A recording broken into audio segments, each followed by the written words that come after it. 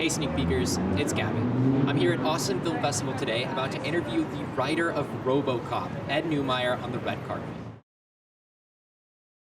All right, so over the last 35 years, RoboCop has undergone so many sequels and adaptations. So how do you think the character has changed, and what makes the 87 original remain relevant today?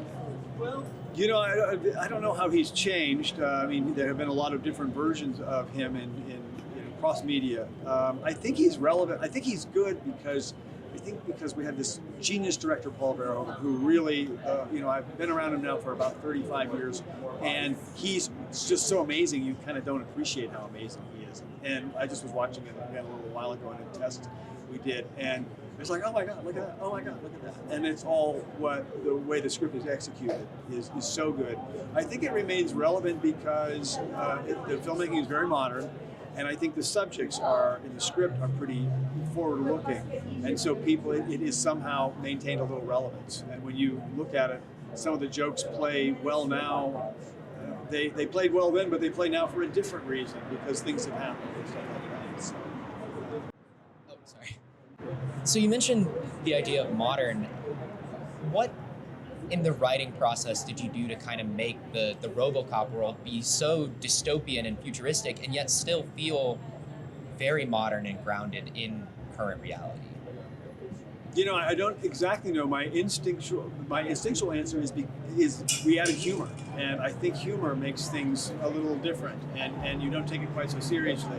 And so it's lighter on its feet, and maybe it's lighter in the way it's handling the subjects or something like that. I didn't set out to say, well, how can I make this modern and be relevant in 35 years? It just happened that way. And I think probably the other thing I would say for writers and students at UT is there was a lot of sticking to your guns in this movie. There was a lot of, no, I want it this way. It's really going to be good this way. I have a vision for it, and that vision was communicated by my partner and I to other people, and eventually they agreed. Oh, okay, we get what you're doing. And no one really tried to change anything, and everybody sort of worked together to support what we were doing. And then we were able to use artisans like Phil Tippett and Rob Bottin came aboard, and these guys are really geniuses at what they do in their own right. So everybody just made it better and better, and I think that's why the quality is there. I mean, it's a relatively inexpensive picture, but there's a lot of talent involved in it beyond the screenplay. And so, moving forward, as it's 35 years since the original.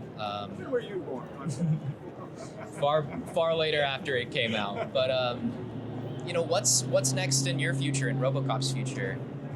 Well, in RoboCop's future, that's a good question because because Amazon now is the owner and steward of RoboCop. I think, they haven't told me yet, that they have some pretty big plans for it. So keep your fingers crossed, we may have lots of RoboCop, and we're hoping it's going to be good RoboCop. So we're going to try to help too.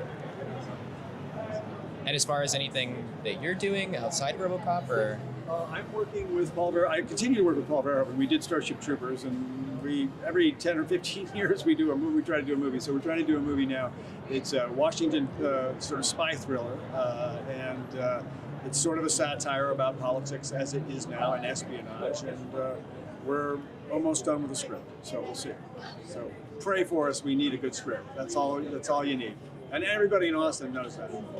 Well, I trust you. All right. Hey, really pleasure. Yes, thank you. Pleasure to meet with you. Thanks, guys.